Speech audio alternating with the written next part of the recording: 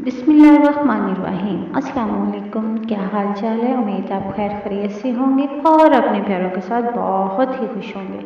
आज हम बनाएंगे वेजिटेबल पुलाव और मैंने रायता भी बनाया, रायते की भी रेसिपी बताऊंगी। और जो सैलड है, सैलड मुझे बहुत अच्छा बनाना आता है, लेकिन वो फिर एक और नई वीडियो बनाएंगे, इसमें आपको सैलड बनाना बताऊंगी। ये मैंने वेजिटेबल ली हैं, इसमें मैंने मटर, गाजर, आलू सारी वेजिटेबल्स ले ली हैं और सब्ज़ मिर्चें ली हैं, धनिया लिया है और प्याज लिए हैं, टमाटर लिया है। और फिर मैंने वेजिटेबल को अच्छी तरीके से काट लिया।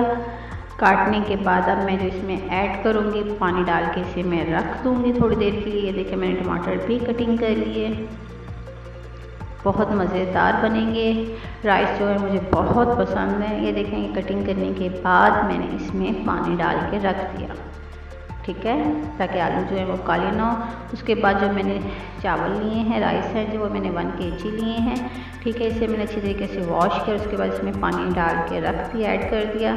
फिर उसके बाद मैंने ऑयल किया गरम, उसमें प्याज डाल के ब्राउन किए और इसमें मैंने जो ऐड की हैं वो है रेड चिली, यानी कि सुरख मिर्चें, सारा कुछ ऐड करने के बाद मैंने इसमें वेजिटेबल डाल दी और एंड में जो मैंने इसमें राइस डाल दिए,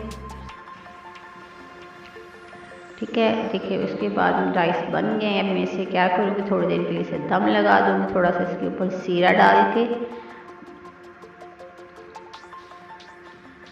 कवर कर दूँगी। और राइस हमारे हो गए हैं बिल्कुल तैयार, रेडी हो गए हैं, बहुत मज़ेदार बने हैं।